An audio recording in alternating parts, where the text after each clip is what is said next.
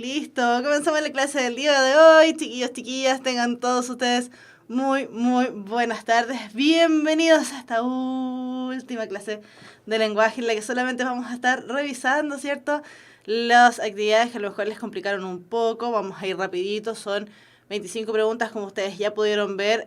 Me imagino que hay dudas. No tengo ninguna ni absoluta duda, precisamente, de que todas las respuestas les hayan sido fáciles, precisamente porque descubrimos unos pequeños errores. Así que las vamos a ir viendo, pero para eso necesitamos harta participación en el chat, así que atención ahí a los monitores, atención a todos los que nos están viendo para que podamos solucionar todas sus dudas. Vamos a tratar de responder todas las preguntas, pero es un poquitito difícil porque consideren que eran, si no me equivoco, 4 textos de diversa extensión, por lo tanto nos vamos a ir demorando un poquitito. Entonces recuerden que tenemos hasta las 1 de la tarde para poder hacer también después el cambio con el profesor que viene. Entonces, no veo a nadie en el chat. ¿Hay alguna duda respecto a algún texto en particular? Al menos en el texto 1, que era sobre acerca de el amor. ¿Es un arte? Una pregunta bien compleja. ¿Habrá alguna duda en este texto? Lo vamos a leer. Ya, fíjense y recuerden, ¿cierto?, que cuando estuvimos viendo estrategias de lectura decíamos que el título es súper importante, nos da un montón de pistas de datos con respecto a lo que es el texto. Vamos a leer el texto, pero recuerden, chiquillos, necesitamos harta participación en el chat para saber con cuáles pueden haber tenido dudas. Dice el texto: la mayoría de la gente de hoy cree que el amor de pareja es producto de la casualidad. Yo pienso que el amor es un arte y como tal es algo que se aprende. Para casi todos nosotros, el problema del amor consiste fundamentalmente en ser amado y no en amar, no en la propia capacidad de amar. O pensamos que amar es sencillo y que lo difícil es encontrar a alguien apropiado para amar. Otras veces confundimos la experiencia inicial de enamoramiento y la situación de convivir con otro. Prácticamente no existe ninguna otra actividad o empresa que se inicie con tan tremendas esperanzas y expectativas y que, sin embargo, fracase tan a menudo como el amor. ¿Significa esto que el amor no es posible? De ninguna manera. Solo significa que es necesario tomar conciencia de que el amor es un arte tal como es el arte de vivir. Si deseamos aprender a amar, debemos actuar igual que cuando deseamos aprender cualquier otro tipo de arte. Música, carpintería o el arte de construir casas. El amor es una actividad, un poder del alma, una facultad que poseemos todos los seres humanos. Este texto, entonces, chiquillos, si ustedes lo pudieran apreciar, ¿cierto?, dentro de los textos que revisamos en clases, es un texto... Me encantaría estar escuchando ahora lo que responden.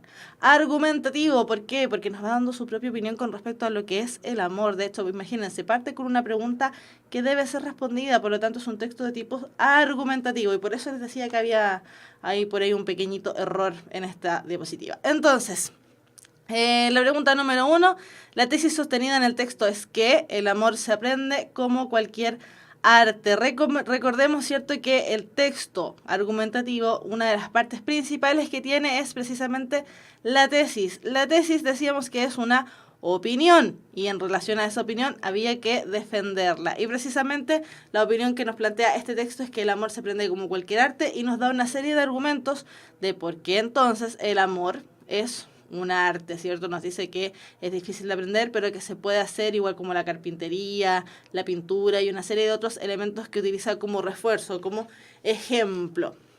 No nos dice que el amor fracasa a menudo, por supuesto que no, el amor es producto de casualidad, ni que el problema del amor está en la propia capacidad de amar. Al contrario, solo dice, en el primer texto dice una cosa en el primer párrafo dice una cosa totalmente distinta. Marité Cabello, hola. Ya. ¿Cuál es el propósito del texto? Y aquí es donde encontramos una diferencia, ¿cierto? ¿Cuál es el propósito del texto? La idea de este texto es convencer sobre una idea de amor. Fíjense en las otras características, en cómo parte cada una de las respuestas que nos plantean como correctas, ¿cierto? Narrar una historia de amor. Narrar significaba, recuerden, hola Alicat, significaba contar. Por lo tanto, esta narración no corresponde a un propósito de texto argumentativo. Desarrollar una historia de amor es lo mismo, podríamos decir que es un sinónimo, narrar y desarrollar. Por lo tanto, tampoco es la alternativa correcta. Informar sobre una idea del amor, inmediatamente decimos no, informar no es, porque informar es parte del texto expositivo que estuvimos viendo con los textos de características periodísticas, ¿cierto?, con los del diario. Por lo tanto, evidentemente, no podía ser ninguna de aquellas, sino que la alternativa que es correcta efectivamente es convencer sobre una idea de amor. Es la única característica, convencer, dentro de las narrar, desarrollar e informar, que está relacionada al texto argumentativo, por lo tanto, solamente podía ser la letra D.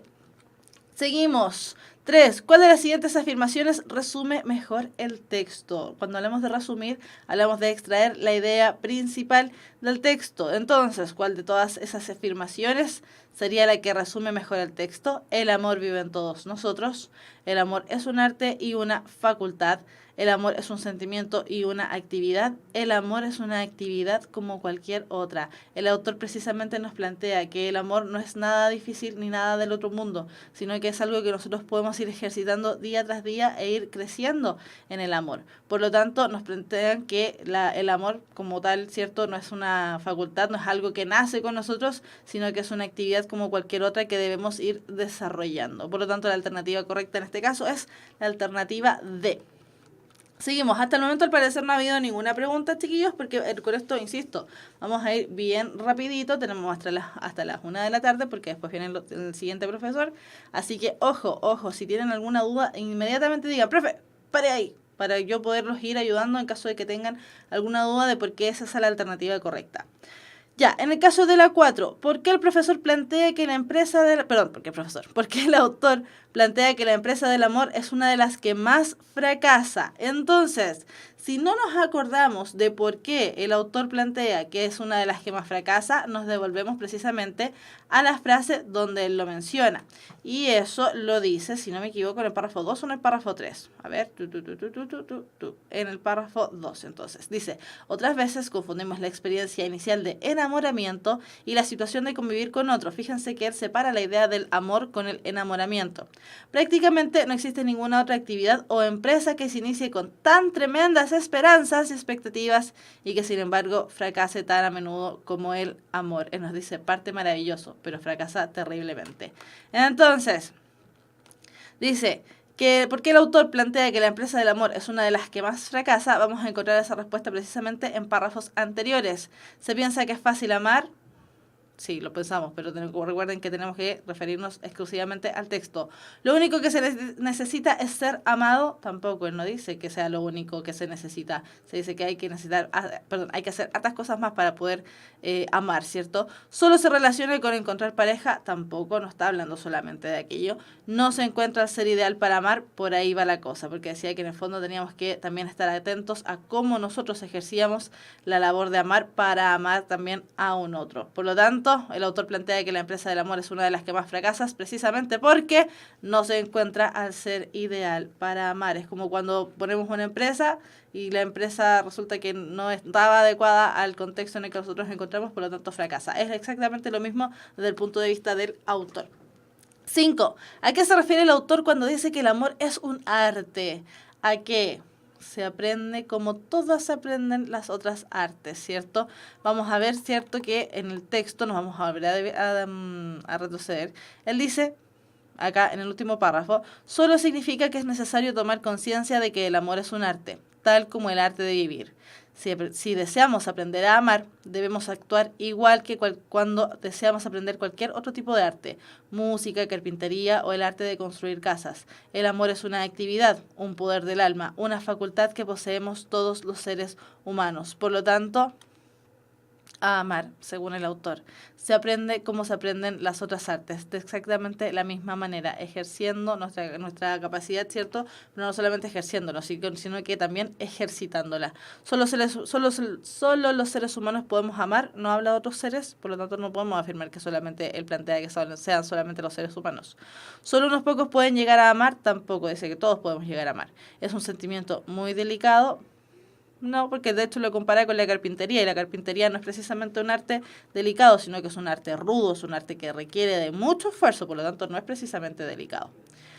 Ya, hasta ahí, que era de quinta, la última pregunta del primer texto. ¿Queda alguna duda de por qué una alternativa es y la otra no es? ¿Queda alguna duda? Ya, da la impresión de que no. Yusei Magaña se viene integrando, dice, hola, Marité Cabello dice que está todo claro, entonces seguimos las palabras de Marité, ¿cierto?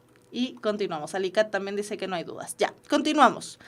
al segundo texto. Ya decíamos, los textos literarios, en este caso un texto lírico, tenemos que poner harta atención y harto ojo porque ya sabemos que son un texto que es un poquito más complejo de comprender. Por lo tanto, aquí teníamos que aplicar muchas estrategias, teníamos que ir fijándonos bien acerca de qué hablaba, de cómo lo hablaba, etcétera, etcétera. Y de hecho, ya decíamos que a simple vista ya podemos reconocer que es un poema porque tiene la estructura de verso, estrofa, rima. Catherine Tobar dijo, yo sí, la pregunta 4, ¿por qué no es la A? Ah, ya, nos vamos a devolver. Ya, Catherine Tobar, la pregunta 4, ¿por qué no es la A? El autor plantea que la empresa del amor es una de las que más fracasa, ¿por qué no es la A? Porque él dice que se piensa que es fácil amar, no nos dice, ¿cierto? Acá. La mayoría de la gente de hoy cree que el amor de pareja es producto de la casualidad. Yo pienso que el amor es un arte y como tal es algo que se aprende. Y después en el último párrafo, ¿cierto? Nos empieza a hablar acerca de que se aprende tal como se aprende un arte. Sigamos. Para casi todos nosotros, el problema del amor consiste fundamentalmente en ser amado. Aquí están los problemas. El problema del amor consiste fundamentalmente en ser amado y no en amar. No en la propia capacidad de amar, o pensamos que amar es sencillo y que lo difícil es encontrar a alguien apropiado para amar. Y la pregunta 4 dice, ¿por qué el autor plantea que la empresa del amor es una de las que más fracasa? Precisamente por esto, porque no se encuentra el ser ideal para amar. Recordemos que, por eso les decía, esto, según el autor, esto parte exactamente igual que una empresa. Parte con todas las ansias, con todas las ganas, con toda la esperanza de que va a funcionar. Sin embargo, también es una de las que más fracasa, precisamente porque ponemos mucha intuición, ponemos mucho ánimo, ¿cierto?, en otra persona. Por lo tanto, muchas veces el fracaso no está en nosotros mismos, sino que está en que no podemos encontrar al otro con quien nosotros nos podamos relacionar de manera amorosa. Por eso, Catherine Tobar, la respuesta correcta es la D y no la A. Ya, continuamos. Catherine, súper bien con tu pregunta, porque puede ser una pregunta que tenga otra persona. Así que seguimos. Bien, Katy, me dijo que oca, así que me imagino que se entendió. Ya, entonces como les decía, este es un texto de características literarias, específicamente líricas, igual como una canción. Entonces dice Amor de tarde, de Mario Benedetti. Estamos muy amorosos en el ejercicio. Es una lástima que no estés conmigo cuando miro el reloj y son las 4. Y acabo la planilla y pienso 10 minutos y estiro las piernas como todas las tardes y hago así con los hombros para aflojar la espalda y me doblo los dedos y les saco mentiras. Es una lástima que no estés conmigo cuando miro el reloj y son las 5. Y soy una manija que calcula intereses o dos manos que salta sobre 40 teclas o un oído que escucha como ladra el teléfono o un tipo que hace números y les saca verdades. Es una lástima que no estés conmigo cuando miro el reloj y son las 6. Podrías acercarte de sorpresa y decirme, ¿qué tal? Y quedaríamos yo con la mancha roja de tus labios, tú con el tizne azul de mi papel impreso. Amoroso, amoroso, amoroso. Ya. Pregunta número 6. Inmediatamente, chiquillos, vayan pensando con cuál pregunta pudieron haber tenido alguna complejidad, ¿cierto? Para ir poniendo atención con alguna pregunta en particular. ¿Cuál es la imagen de hombre que presenta en el poema? Recordemos, ¿cierto?, que en este caso el hablante lírico es un varón. Dice, de un trabajador eficiente, de oficinista rutinario, de enamorado, de romántico. Y pensemos, ¿es un trabajador eficiente? Al parecer sí, porque hace lo que tiene que hacer. De oficinista rutinario también, porque dice que tiene una cierta rutina. De enamorado, que es la respuesta correcta, y de romántico. Fíjense que todas esas respuestas son respuestas correctas. Sin embargo, nosotros tenemos que ir fijando, ¿cierto?, y analizando el poema desde la perspectiva de cada uno de los elementos que corresponden a la estructura interna de un poema, es decir, temple de ánimo, hablante lírico, objeto lírico, etcétera, etcétera. Desde ese punto de vista, lo más importante en el poema en relación al hombre que está hablando, ¿cierto?, la situación del poema, es que es un enamorado. Él está enamorado porque piensa todo el rato en su objeto de deseo que no está ahí con él. No está a las 4, no está a las 5 y al parecer a las 6 ella todavía no llega.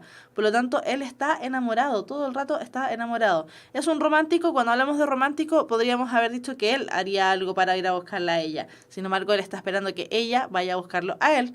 Por lo tanto, podemos decir que él está enamorado. Daniel Ferrada dice, no especifica que está enamorado. No, pues no lo especifica. Nosotros aquí tenemos que ir analizando las pistas que nos entrega el texto. Por eso Daniel Ferrada podemos decir que está enamorado. ¿Por qué no de oficinista rutinario? Por eso les decía, sí, esta es una de las preguntas que iba a tener una cierta complejidad.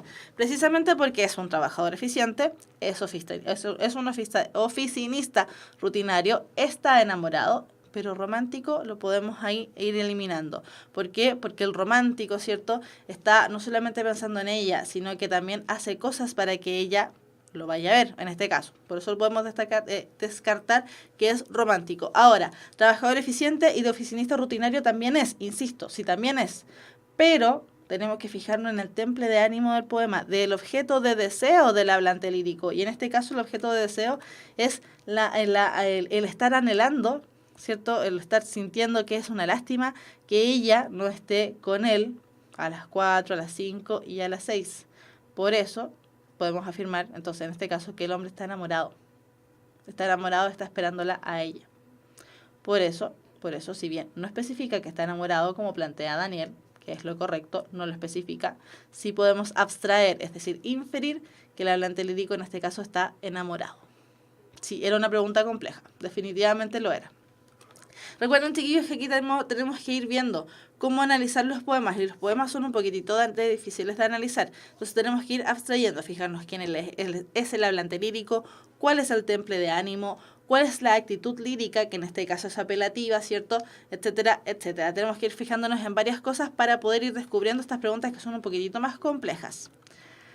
Ya, ¿cuál es el tema del poema? El temor, el trabajo, la espera, la angustia, claramente es la espera. Si la está esperando todo el rato, es una lástima que no estés aquí, es una lástima que no estés aquí, la segunda estrofa, ¿cierto?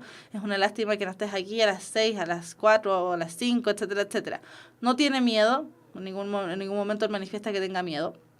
El trabajo es el trasfondo del poema, es la situación en la que se encuentra el hablante lírico, pero no es el tema del poema. La angustia tampoco, no está angustiado esperando que ella llegue, sino que simplemente está esperando a que esta chica, esta muchacha, llegue a su lado. Por lo tanto, el tema del poema es la espera.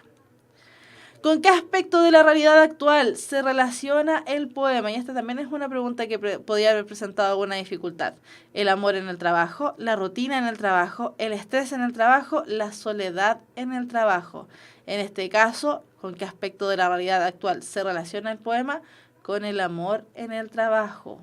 ¿Por qué podemos afirmar eso? Por la última estrofa del poema, donde dice que son las 6 y ella llegaría a darle un beso y él la mancharía con sus dedos o algo así, ¿cierto?, con su tinta azul. Ahí nosotros podemos establecer que efectivamente se trata acerca del amor en el trabajo. Fíjense que habla acerca de la realidad actual. La rutina en el trabajo es una constante dentro de los trabajos. El estrés en el trabajo, él no manifiesta estar estresado en ningún momento, eso sí que lo podríamos haber eliminado. Y la soledad en el trabajo, él dice que hay más personas junto con él en el trabajo. Por lo tanto, tampoco tiene que ver con la soledad, tiene que ver, tal como dice ahí, con el amor en el trabajo, con que al parecer esta chica debiese ser una trabajadora más de esa empresa. Por lo tanto, es el amor en el trabajo. Paulina Soto, yo puse la soledad, sí, pero fíjate que él está acompañado, si tan solo tampoco está. No está. Ya, 9. La concepción de la existencia que aparece en el poema es, ¿qué pregunta más difícil? Es una pregunta compleja. La concepción de la existencia, es decir, la existencia como valor real, según lo que aparece en el poema, ¿cómo debiese ser? Romántica y angustiosa, ya dijimos, no está angustiado en ninguna parte, lo eliminamos. Rutinaria y angustiosa, tampoco, insisto, no está angustiado, por lo tanto no puede ser la B. Nostálgica y aburrida, por ahí podría haber sido. Rutinaria y romántica, ahí sí que sí. Ahora sí que sí. Ahora, ¿por qué es nostálgica y aburrida? Inmediatamente me voy a devolver, chiquillos, porque me di cuenta que hay más dudas con respecto a la anterior. ¿Por qué no es nostálgica y aburrida y sí es rutinaria y romántica? Porque él establece que sí, tiene una rutina. Concepción de la existencia. Él dice, mi vida es rutinaria. Lo plantea.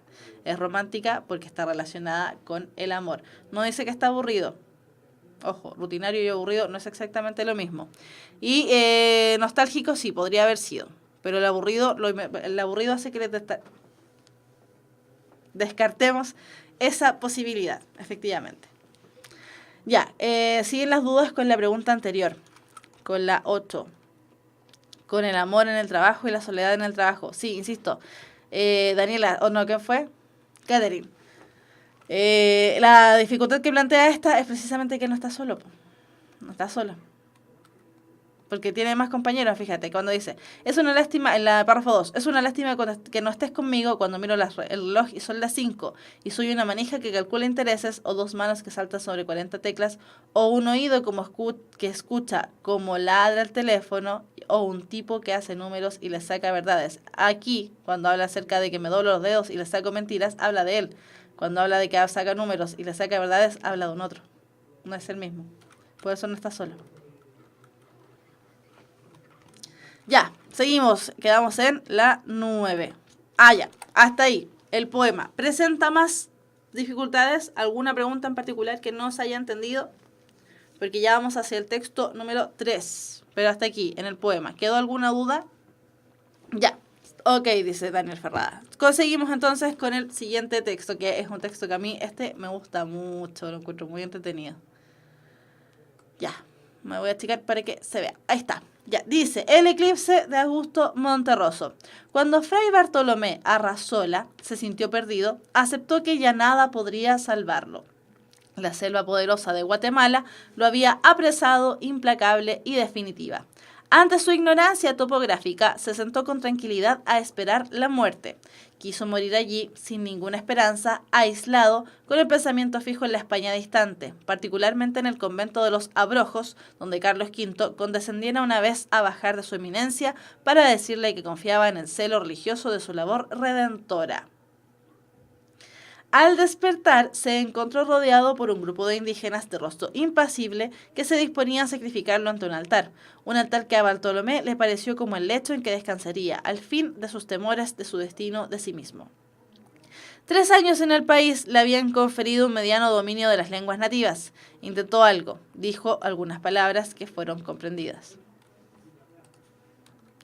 Entonces floreció en él una idea que tuvo por digna de su talento y de su cultura universal y de su arduo conocimiento de Aristóteles. Recordó que para ese día se esperaba un eclipse total de sol y dispuso en lo más íntimo valerse de aquel conocimiento para engañar a sus opresores y salvar la vida. Si me matáis, les dijo, puedo hacer que el sol se oscurezca en su altura. Los indígenas lo miraron fijamente y Bartolomé sorprendió la incredulidad en sus ojos. Vio que se produjo un pequeño consejo y esperó, confiado, no sin cierto desdén.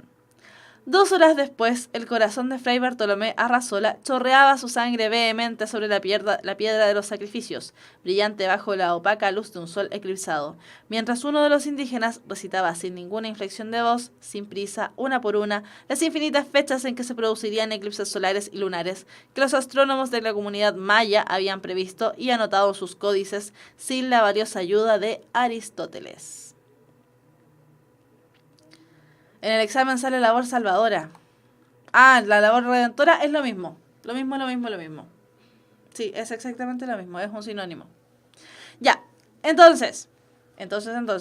Fíjense que cuando habla acerca de Fray Bartolomé Arrazola se sintió perdido y aceptó que ya nada podría salvarlo, ya tenemos que ponernos en el caso de que Fray Bartolomé es un clérigo, es decir, es un cura, es una persona ligada a la religión, y no cualquier religión, sino que la religión católica. El tipo se perdió, ¿cierto? Y quedó en la selva, se perdió en la selva de Guatemala, dice ahí, ¿cierto? Nos sitúa en un lugar preciso. Y nos dice que al estar perdido y pensar que se iba a morir, se quedó pensando en su España, su tierra natal, ¿cierto? España distante, particularmente en el convento de los Abrojos, donde Carlos V, es decir, un rey, condescendiera una vez a bajar de su eminencia para decirle que confiaba en el celo religioso de su labor redentora, o en este caso salvadora, ¿cierto? Le dijo, Carlos V el rey le dijo, ya, Fray Bartolomé Arrazola, tú anda a América, ¿cierto? Aquí en este caso a Guatemala, y salva, ojo ahí, y salva entonces a los indígenas. Al despertar se encontró rodeado por un grupo de indígenas, se encontró con los indígenas y lo iban a sacrificar. Pero en ese momento, ¿cierto? Fray Bartolomé se acordó de que le habían enseñado las fechas de los eclipses, ¿cierto? Después aquí en este párrafo. Si me matáis, les dijo, puedo hacer que el sol se oscurezca en su altura. Los indígenas lo miraron fijamente y Bartolomé sorprendió la incredulidad en sus ojos. Vio que se produjo un pequeño consejo y esperó confiado, no sin cierto desdén. Es decir, dijo, total, estos son indígenas, no tienen tanta inteligencia como yo, no saben tantas cosas, así que con esto gano. 2 horas después, los indígenas, Fray Bartolomé ya estaba muerto, ¿cierto? Porque los indígenas demostraron saber todos los elementos de los eclipses porque ellos también tenían cultura de este tipo de fenómenos. Entonces, ¿qué palabra reemplaza el término nativas en la siguiente frase sin que pierda su sentido? 3 años en el país le habían concedido un mediano dominio de las lenguas nativas. Tenemos que pensar que la palabra nativa específicamente significa perteneciente o relativo al país o lugar natal. En este caso, perteneciente o relativo a Guatemala, porque en ese lugar él estaba. Por lo tanto, la palabra que correspondía era la palabra originario, es decir, el lugar de origen, el lugar donde él se encontraba específicamente. Por eso tenía conocimiento de lenguas nativas. Después, ¿con qué propósito estaba Fray Bartolomé en América? Para salvar los indígenas, ¿cierto? Lo dijo, de hecho Patricia Lagos hace el hincapié que aparecía en vez de la palabra redentora, aparecía la palabra salvadora. Bueno, precisamente para eso él había llegado a América porque se lo encomendó Carlos V. ¿En qué lugar transcurre la historia? Lo dice, en la selva de Guatemala. ¿Nombra los otros lugares? Sí, España, América y el convento de los Abrojos, pero él en este caso se encontraba en América, específicamente en Guatemala. Lo dice el texto, es una pregunta de tipo textual. ¿Por qué Fray Bartolomé cree que resultará su estrategia? Y aquí es donde hay una diferencia en relación a la que debiese haber sido la alternativa correcta. La alternativa correcta que ustedes pudieron conocer anteriormente decía que era la A, sin embargo no es la A, es la B. ¿Por qué Fray Bartolomé cree que resultará de su estrategia? Él dice, tengo conocimientos de Aristóteles, él sabía de antes lo que iba a pasar, por lo tanto, les voy a decir estos elementos y dice, además el texto dice, no sin cierto desdén, es decir, mirando en menos a los indígenas. Por eso podemos entender, ¿cierto?, que Fray Bartolomé piensa que su trabajo va a resultar precisamente porque él ya sabe de antes cuándo va a haber eclipses. Él no sabía, eso sí, que los indígenas también lo iban a saber a su vez. Por lo tanto, la alternativa correcta en este caso es la alternativa B. Ya. Siguiente, ¿qué valor se expresa en este cuento? Esta pregunta está media compleja, ¿cierto? Dice la sencillez del pueblo maya, la alegría de Fray Bartolomé, la docilidad de Fray Bartolomé. La sencillez del pueblo maya no eran precisamente sencillos, andaban matando a gente. Sencillo no era. La alegría de Fray Bartolomé. Tiene alegría recién cuando piensa que se va a salvar y con suerte, porque es una estrategia que le está planteando. La docilidad de Fray Bartolomé, ¿docilidad de qué? No hay ninguna docilidad ahí en Fray Bartolomé. La paciencia del pueblo maya, ahora sí que sí, porque evidentemente podrían haber matado al tipo sin más, ¿cierto? Sin embargo, esperaron a que él les hablara en sus pocos conocimientos de lenguas nativas, le habló, lo dirimieron, es decir, fueron a consejo a ver si es que lo salvaban o no, y al final sabemos que al tipo finalmente lo matan. ¿Qué elementos del género narrativo se evidencian en el cuento? Pregunta compleja. Vamos, ¿qué elemento del género narrativo? Específicamente, texto literario, pero en específico del texto narrativo. Se evidencia en el texto la presencia de un hablante lírico, eso decíamos que era para los poemas, el diálogo de personajes, eso se ve en el narrativo y en el dramático. Por lo tanto, nos hablan de género narrativo. Como al diálogo es del dramático también, lo eliminamos inmediatamente. La escritura en verso, eso también es del género lírico. Por lo tanto, dentro del propio género narrativo, la única alternativa correcta ahí puede ser la B, la presencia de un narrador. Continuamos con el siguiente texto, entonces, que nos aparece ahí el Dalai Lama. No Daniel, Alejandra también dice que no, Patricia también dice que no. Listo, tenemos 3 opiniones. Catherine también dice que está todo bien. Reflexiones sobre el mundo actual, hermanos y hermanas. He decidido compartir con ustedes algunos de mis pensamientos sobre los problemas comunes con los que todos nosotros, como miembros de la familia humana, nos enfrentamos. Tenemos que aprender a vivir en armonía y paz entre nosotros y con la naturaleza. Esto no es solamente un sueño, sino una necesidad. Dependemos los unos de los otros en tantas cosas que ya no podemos vivir en comunidades aisladas, ignorando lo que ocurre fuera de ellas. Los individuos y las naciones están volviéndose cada vez más interdependientes y no tenemos más remedio que desarrollar lo que yo llamo un sentido de responsabilidad universal. En la actualidad, somos realmente una gran familia mundial. Lo que ocurre en una parte del mundo puede afectarnos a todos. Esto no es solamente cierto para las cosas negativas, sino que es igualmente válido para los progresos positivos. Gracias a los extraordinarios medios de comunicación tecnológicos, no solo conocemos lo que ocurre en otra parte, sino que también nos vemos afectados directamente por los acontecimientos de sitios remotos. Nos sentimos tristes cuando hay niños hambrientos en el este de África. Nos alegramos cuando una familia se reúne, después de una separación de décadas debido al muro de Berlín.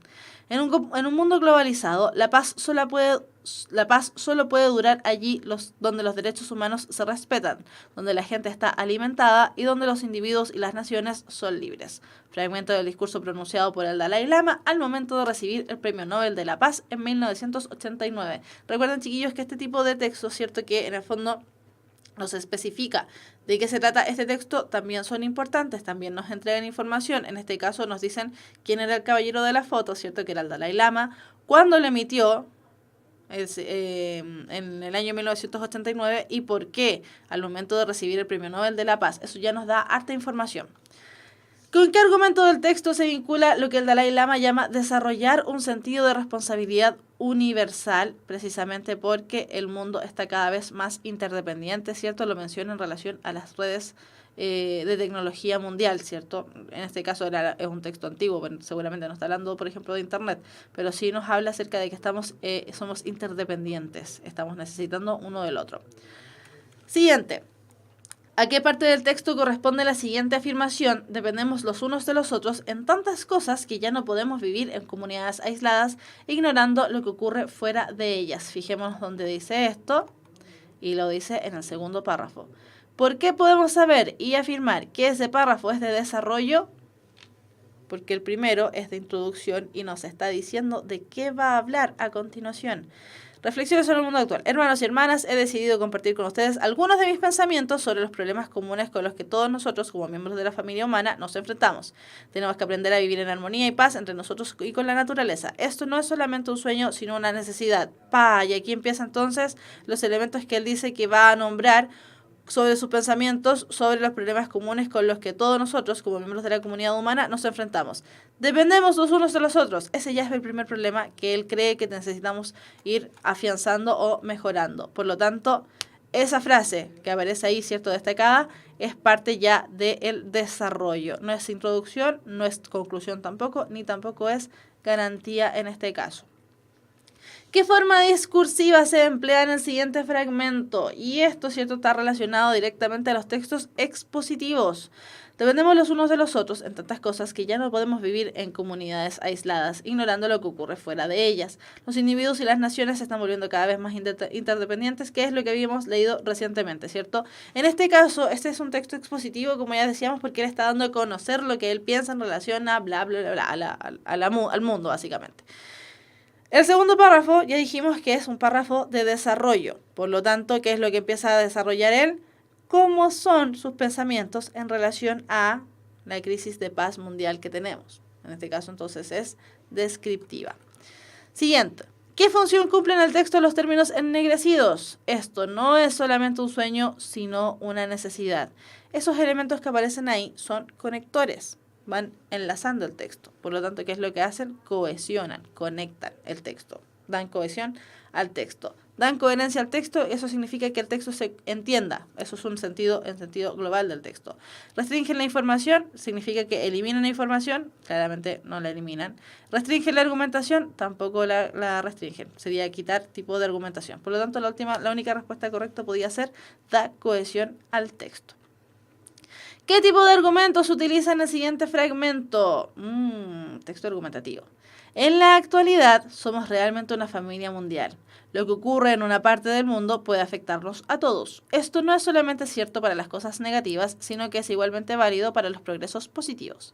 Gracias a los extraordinarios medios de comunicación tecnológicos, no solo conocemos lo que ocurre en otra parte, sino que también nos vemos afectados directamente por los acontecimientos de sitios remotos. Nos sentimos tristes cuando hay niños hambrientos en el este de África, nos alegramos cuando una familia se reúne después de una separación de décadas debido al muro de Berlín. Fíjense que nos da puros hechos, ¿cierto? Nos dice que nos sentimos tristes cuando hay niños hambrientos en el este de África, que nos alegramos cuando una familia se reúne, es decir, nos está entregando solamente hechos, que estamos interconectados, ¿cierto? Bla, bla, bla, bla, bla. Por lo tanto, es una argumentación basada en hechos, en elementos que nosotros podemos comprobar. ¿Basado en valores? No. Basado en datos, no hay ninguna estadística, por lo tanto tampoco lo corremos para el lado. ¿De autoridad? No, porque eso sería decir eso. Para hacer un argumento de autoridad, tendría que haber dicho, yo soy el Dalai Lama, soy el máximo exponente de la paz mundial, por lo tanto, no, él no se jacta de su autoridad, sino que nos dice, estos son los hechos por los cuales podemos decir, tenemos entonces que fijarnos o creer que nosotros somos una gran familia mundial. Ya, hasta ahí. ¿Alguna pregunta con el discurso del Dalai Lama? Porque ya nos queda el último texto. Ya, nos vamos entonces con el último texto. Alicat también dice que no. Ya, el último texto, que fíjense que es una imagen. Dentro de los pocos textos que nosotros revisamos que tenían imágenes, estaba precisamente la publicidad. Entonces dice, Women's Health inicia el año con una figura espectacular y claramente sale una chica ahí sin cara. Una cosa muy extraña en la publicidad. Inicia el año con una figura espectacular, control de peso a base de suplementos, cursos de pilates, glúteos y bustos, increíble. Me estresa que le falten tildes. Levantamiento y reafirmación de glúteos y bustos, tratamiento para la celulitis, glúteos y bustos increíbles, lo vuelvo a repetir. Tratamiento reafirmante anticelulitis, tratamiento postparto, rehabilitación abdominal, ilumina tu cara. No le sale la cara, pero bueno, lo vamos a iluminar. Disminuye la flacidez facial y líneas de expresión. Vale por 3.000 pesos en tratamiento. Eso me imagino entonces que si ellos recortan esta imagen, ¿cierto? Les descuentan 3.000 pesos en los tratamientos. 5 de febrero, de número 1347, call olímpica, no sé qué será call. Citas a tal número. Ya, listo. Tenemos entonces una publicidad y no una propaganda. Recordemos eso, la diferencia entre publicidad y propaganda es que la publicidad nos vende, la propaganda tiene un carácter ideológico. ¿En qué fecha apareció este afiche? En la mitad del año, a principio del año, a fin de año, en marzo. ¿Podemos especificar que es en marzo? No. Si dijese marzo, o por ejemplo las ofertas duran hasta el último día de marzo, por ahí podríamos haberlo pensado. Pero nos dice que inicia el año con una figura espectacular. Por lo tanto, de esa manera podemos nosotros inferir que efectivamente este afiche aparece a principio de año. ¿Cuál es el tratamiento para controlar el peso? Uso de fármacos, aplicación de láser, intervención quirúrgica. Dice consumo de suplementos. Lo dice la misma. Control de peso a base de suplementos. Por lo tanto, la alternativa correcta claramente era la D. 23. ¿Cuál es el mensaje del texto? Valorar la apariencia física, definir un plan estético anual, mejorar la vida de las personas, describir tipos de tratamiento para adelgazar. El mensaje que nos entrega es: valora tu apariencia física. Te entregan una serie de tratamientos, ¿cierto? En el caso de la D, nos entregan una serie de tratamientos con los que supuestamente nuestra apariencia física va a mejorar. ¿Por qué no es describir tipos de tratamiento para adelgazar? Porque no describe nada. Simplemente los enumera, no nos dice, mira, el tratamiento de, por ejemplo, belleza facial se trata acerca de... No nos está especificando ninguna cosa. ¿Mejorar la vida de las personas? Depende. Porque si uno no le llama la atención, no están mejorando nada. ¿Definir un plan estético anual? No nos están hablando acerca de un plan anual. Partamos por ahí. ¿Valorar la apariencia física? Por ahí va la respuesta entonces correcta. ¿Cuál es el valor presente en el texto? El esfuerzo, la autoestima, la perseverancia y la fuerza de la voluntad. Ni perseverancia ni fuerza de voluntad porque nos está poniendo un tratamiento estético, ¿cierto? El esfuerzo tampoco porque no tenemos que hacer nada, simplemente asistir a las sesiones de terapia. Por lo tanto, el valor que se presenta aquí es el de la autoestima, el de quererse uno más, uno muchísimo más. 25 y última pregunta. ¿Con qué problema ético se puede identificar en el procedimiento de convencer a las mujeres por pagar el tratamiento ofrecido? Con la oferta de un negocio millonario, no nos están ofreciendo dinero, por lo tanto no puede ser. Con la idea de lograr el cuerpo perfecto en pocos días, no nos dice porque las sesiones son como largas. Con la idea de que la belleza es otro bien de consumo, ya. Con la mentira al prometer la figura perfecta. La figura perfecta depende. Siempre va a depender. Por lo tanto, la respuesta correcta es la alternativa B, con la mentira al prometer la figura perfecta. Nos dicen, utilice este medicamento, utilice esta cosa, porque va a ser súper regia, estupenda, maravillosa, apolínea, bla, bla, bla, bla. Va a ser como la chiquilla de la foto. Ya, preguntas con respecto a este texto. Ya, al parecer no hay más preguntas. Ya, chiquillos queridos. No, parece que no hay más preguntas.